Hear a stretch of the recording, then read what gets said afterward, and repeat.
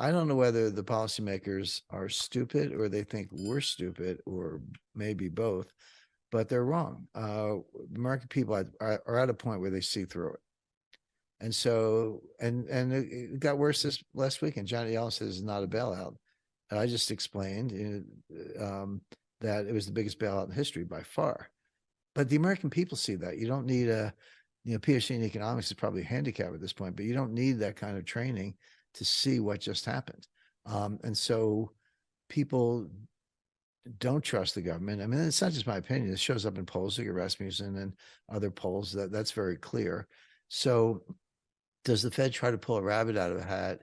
And everyone says, no, it's not really a rabbit. And you had it up your sleeve. And I see through your magician act, and it's phony. We may be at the point where we're beyond the capacity of the Fed or any central bank to do anything. And then you say, well, what next? Well, the answer is an extreme and coarse form of socialism, where you're like Argentina, where you actually are nationalizing everything. We're pretty far gone, and then there's the question what physicists call phase transition. Do you go from water to steam? Does the water actually start to boil and then the pot's empty? Are we at that point where it's too late to do it in reverse? We may have to make allowance for that. We may not, although we're dangerously close. So what's the difference? Where, what could in effect save the country or overcome some of these issues you're raising? And it always comes down to leadership. And right now, it's Republican and Democrat. I'm not picking sides on this. The leadership is unbelievably weak. Let's start at the micro level. Why was the UK risk manager of Silicon Valley Bank spending all her time promoting Pride Month and LGBTQ, I don't even know, plus whatever, awareness? Like, I'm not saying nobody should talk about that. I'm saying you're the risk manager of Silicon Valley Bank. Why weren't you looking at your maturity mismatch? Why weren't you looking at the volatility of the bonds? Why weren't you basically diversifying your portfolio? Why weren't you locking your deposits for longer periods of time? Why weren't you hedging with futures and options? You're putting out the pride flag. And again, do your thing with the flag, but don't tell me you're a risk manager of a bank.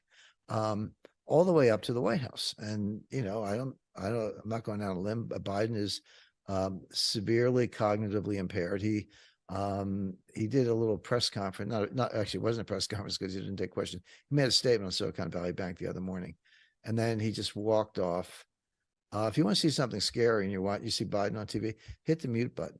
What the Germans call MOS, without sound. You just hit the mute button, and it's 10 times scarier than anything he said. I mean, he's frail, he's shuffling, he's had 2 aneurysms, he's severely impaired, but he couldn't get out of the room. The reporters are shouting questions. He couldn't get out of the room because he couldn't work the doorknob. If I'm saying that, and I do say it, that I have an intelligence community background, don't think that Chinese and Russian and Iranian and Turkish and Israeli intelligence services hadn't reached the same conclusion a long time ago. And what you do when you have people like that, you test them. And so now look at how the U.S. got the budget, the debt to GDP ratio under control after World War II. World War II, at the end of World War II, is the second highest in U.S. history. The highest is today at 130%. But that time is about 120%. But, at least we won the war. We were a global hegemon. But between 1945 and 1980, the debt to GDP ratio declined from 120% to 30%. 30% is fine. It's like going $5 on your credit card. You're like, yeah, no problem. Everyone would agree 30% is a very comfortable level. Angela Merkel and the Europeans said 60% is our ceiling. Carmen Reinhart and Ken Rogoff, who have done some brilliant work on this, said, yeah, and 90% debt to GDP, that's where you go through the looking glass. That's, at a lower level, you borrow $1, you spend $1, and you get more than $1 of GDP.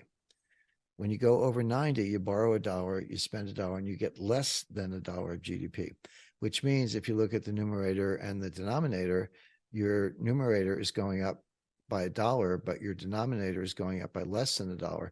What does that do to the ratio? The ratio goes up. So you're trying to borrow your way out of a debt trap and you can't get there, and we're at 130%. Here's what America does.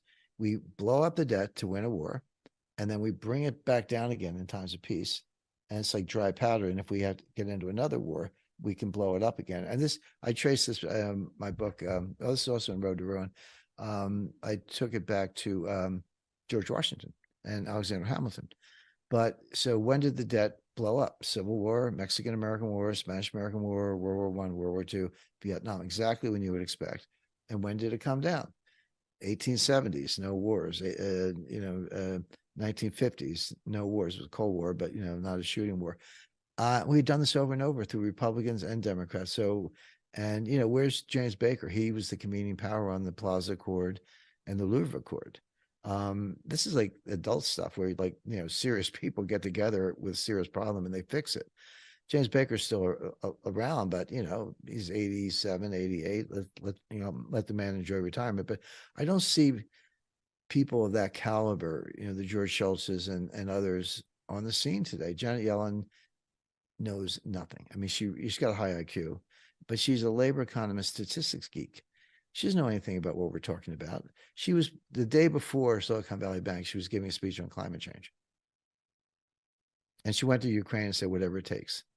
How about California? How about the United States? So she's clueless. Again, I hate cliches, but it works.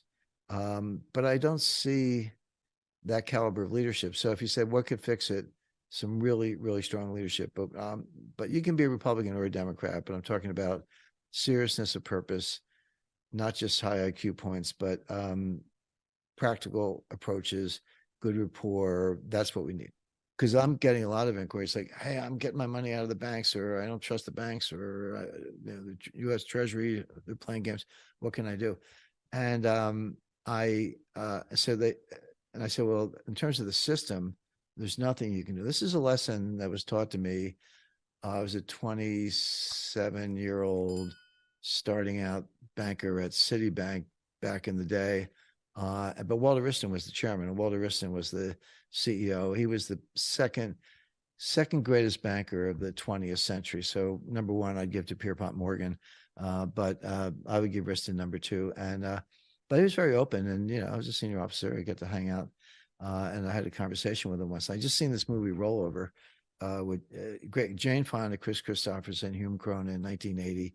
But it was about what we're talking about. It was like a Silicon Valley Bank situation that spun out of control and the financial system collapsed and all that. But it started with the Arabs taking their deposits out and buying gold.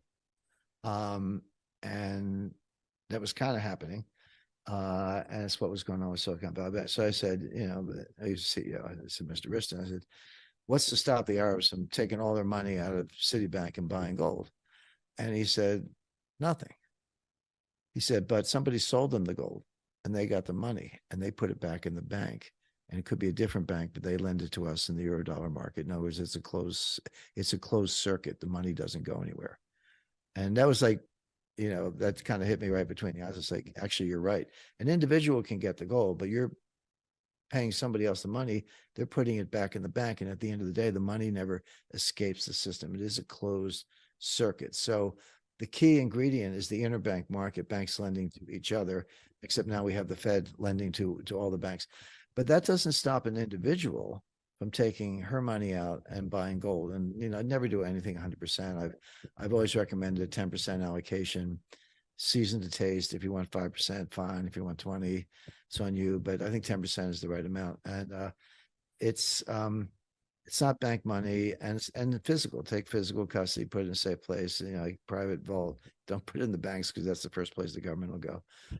It's all legal, by the way, but it's your money. But it's not digital, and so you can't freeze it, you can't hack it, you can't, steal it. It's just gold, and so I think it has a place in every portfolio.